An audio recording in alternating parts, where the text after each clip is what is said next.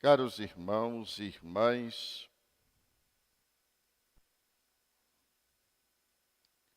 nós vamos, como se fôssemos uma pessoa que pega uma agulha e uma linha e vai tecendo ponto sobre ponto.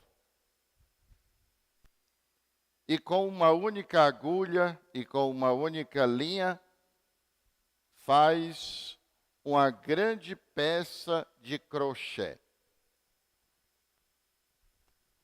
A nossa vida, nós somos especialistas em, com as nossas atitudes, construir paredes. Nós construímos paredes para nos proteger e depois precisamos abrir um espaço e fazer uma porta, porque nem sempre podemos estar dentro, nem sempre podemos estar fora. Porém, em termos arquitetônicos, temos sempre o cuidado em construir paredes, deixando algumas aberturas. Mas nos nossos relacionamentos, seja com o nosso corpo, seja com as pessoas, seja com o trabalho, seja com Deus, nós somos especialistas em construir paredes sem deixar aberturas. Não dá para a gente explicar tudo em tão pouco tempo. Mas se vocês forem em algum hospital psiquiátrico, vocês vão encontrar tanta gente, porque por causa de droga, tornaram-se muito doentes. E às vezes de maneira irreversível. Construíram de tal forma uma parede na sua estrutura mental, na sua estrutura biológica, que desenvolveram uma doença, uma necessidade tamanha do entorpecente, que não tem abertura na parede que construíram. Se nós formos ouvir os casais,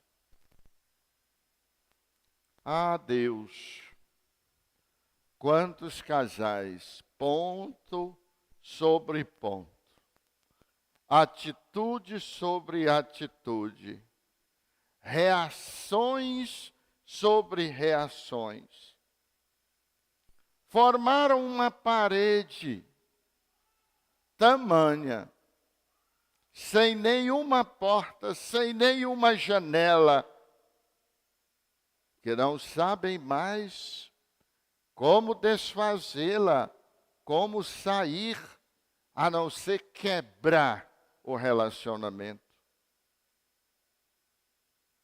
Quantas pessoas no trabalho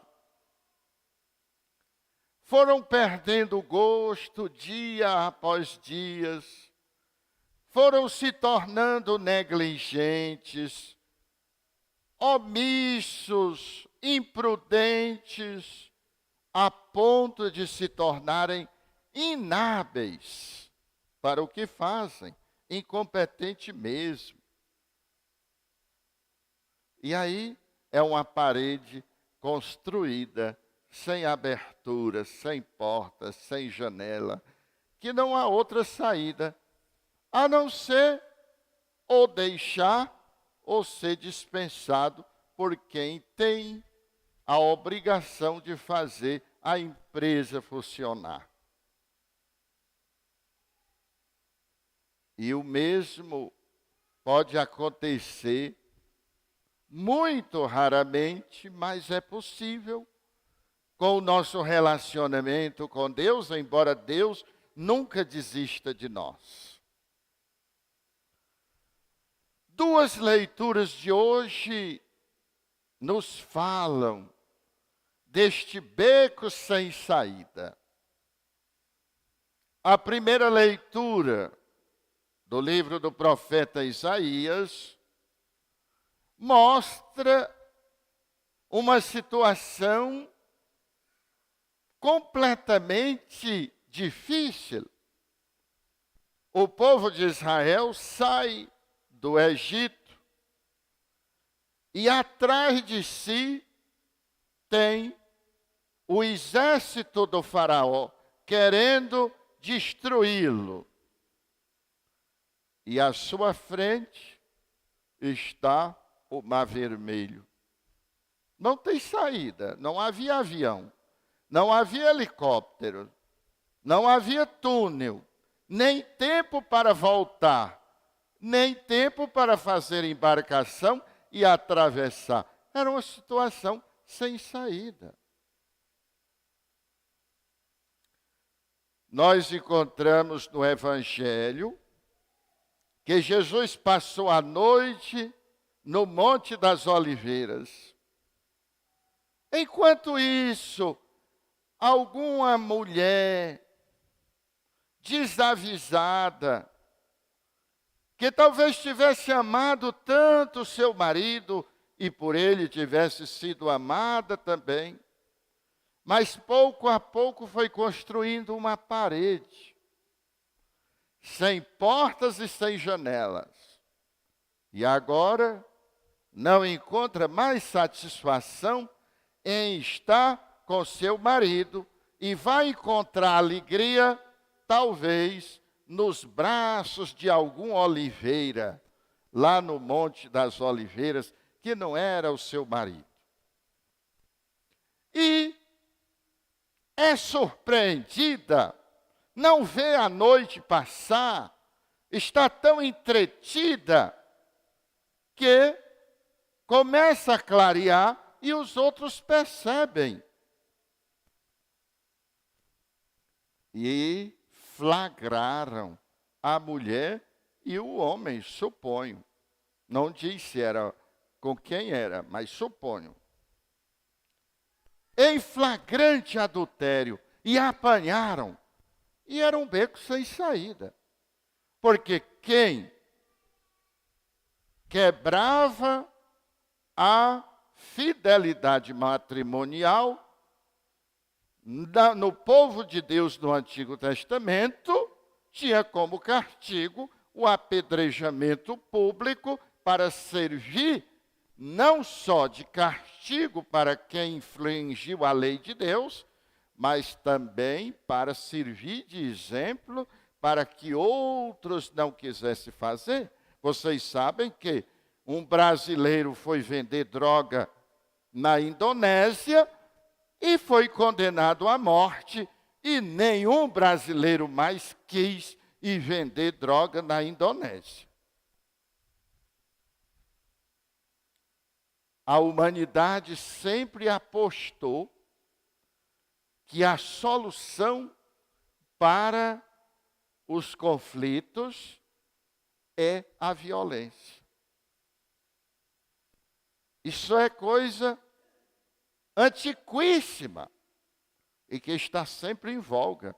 Quase toda semana, quando nós abrimos os jornais cearenses, estão lá tantos investimentos em viaturas, não sei quantos policiais foram acrescentados, tantas companhias da Polícia Militar foram abertas, tantos grupos do raio foram instalados em municípios. É a nossa ideia de que com a violência nós solucionamos os conflitos humanos.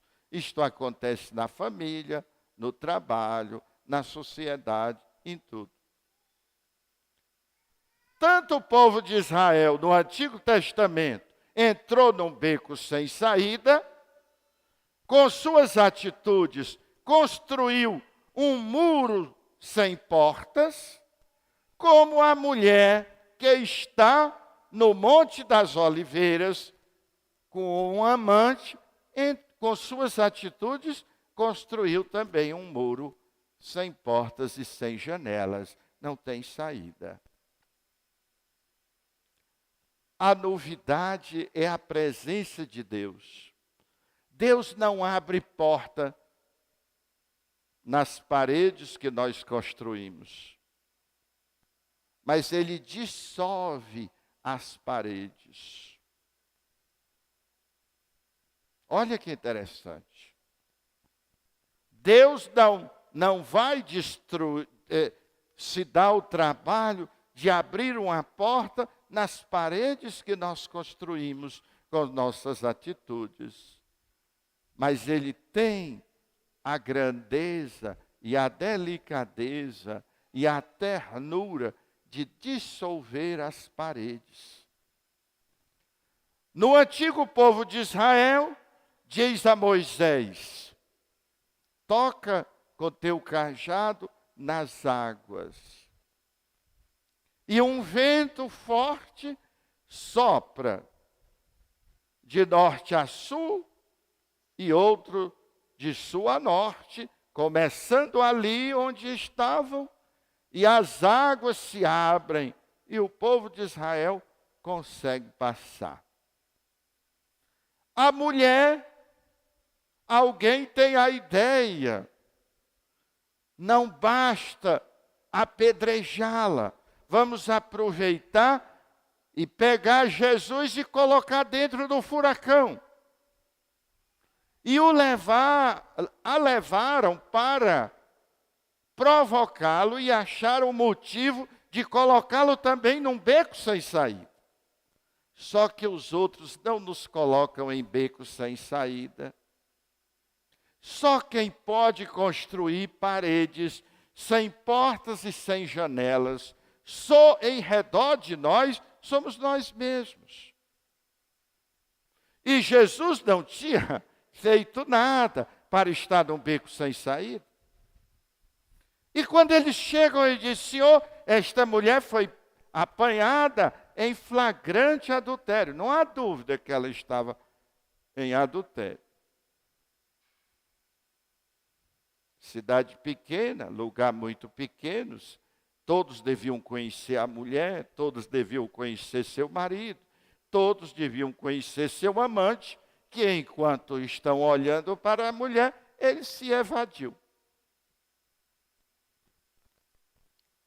Agora, se Jesus dissesse: apedreja, cadê o homem que veio dizer que o Pai é bom, que faz chover sobre os justos e os injustos, que faz o sol nascer sobre os bons e sobre os maus? Cadê o profeta que chama Deus de paizinho, Abá, e diz que Ele é tão bom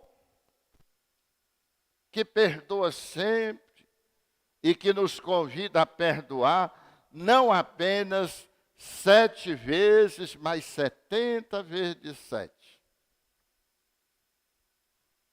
Se Jesus diz: não apedreje, Jesus estava sendo coerente consigo, mas estava contrariando a lei. A lei que Moisés tinha dado em nome de Deus para garantir. Já vão aí mais ou menos 6.000 anos. Ou seja, 1.800 anos, 6.000 anos é quando começaram a se formar. Mas lá do Êxodo até Jesus, mais ou menos 1.800 anos. E aí?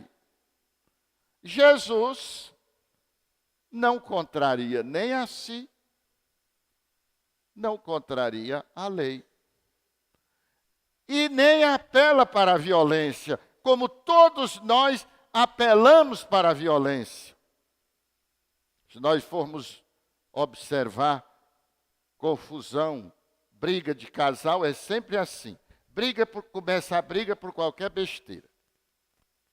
Eu não vou dar os exemplos, porque não quero me estender tanto.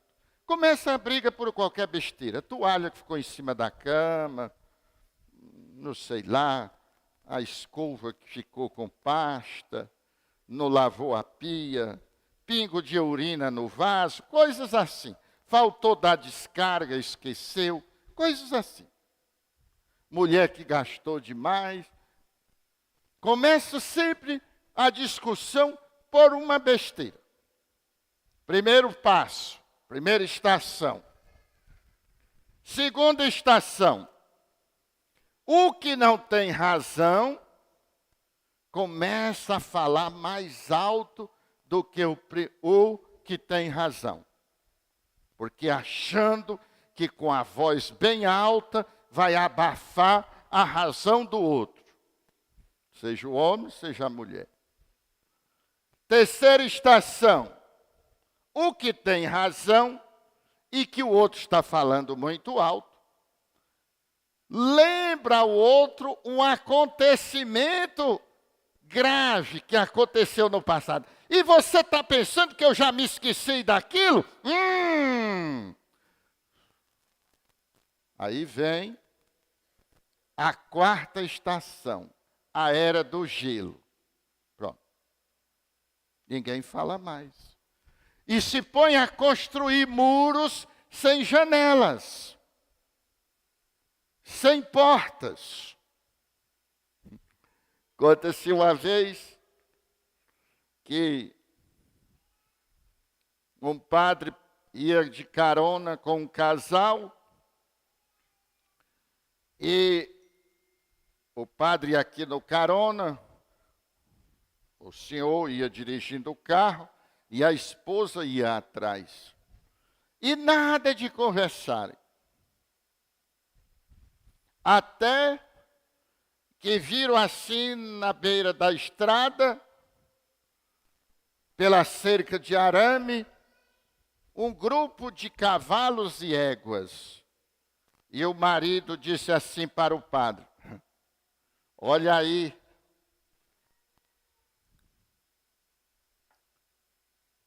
olha aí, os parentes da mulher,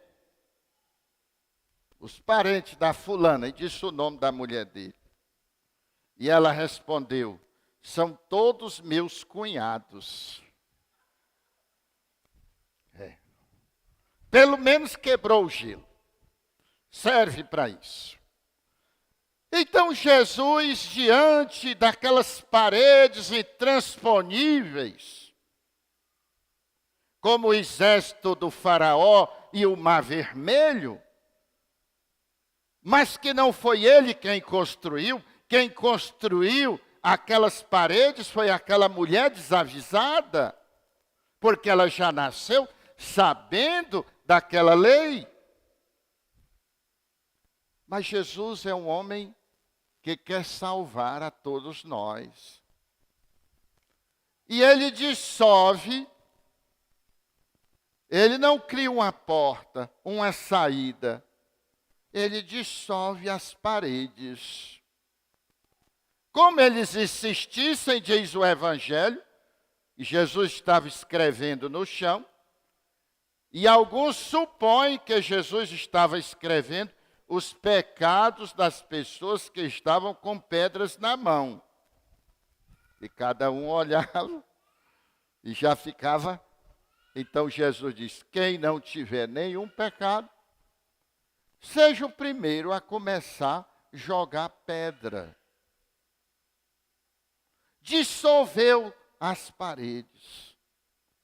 E como é que a gente dissolve as paredes que nos impedem a felicidade que nós tivemos com nosso corpo, com nossa família, com nosso trabalho e com Deus? Pela reflexão, o autoconhecimento. Quando Jesus diz: quem não tiver nenhum pecado, jogue a primeira pedra. Todos que estavam olhando para a mulher passaram a olhar para dentro de si. Então, quando você estiver achando que seu marido não vale nada, a saída é passar a olhar para dentro de si.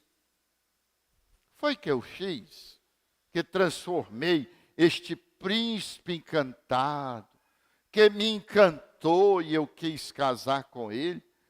Foi que eu fiz para transformá-lo nisso? Se estiver muito chateado com sua mulher, não parta para a violência, não entre na era do gelo. A única forma de dissolver a parede sem porta e sem janela é a reflexão, o autoconhecimento.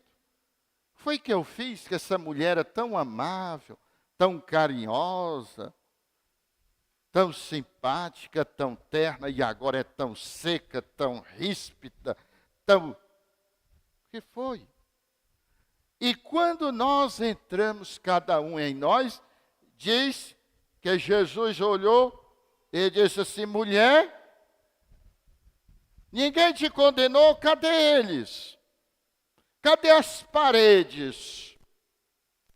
Cadê o ressentimento? Cadê a raiva? Cadê o ódio?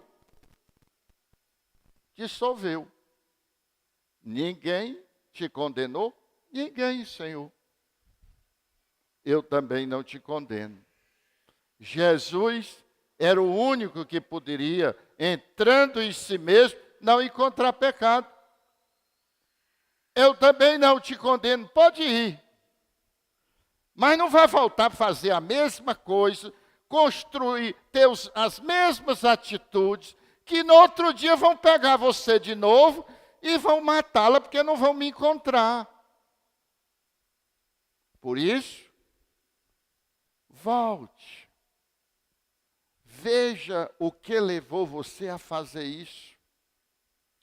E dissolva lá no início aquilo que está dentro de você, que levou você a sair do seu caminho, a colocar o outro fora da sua vida.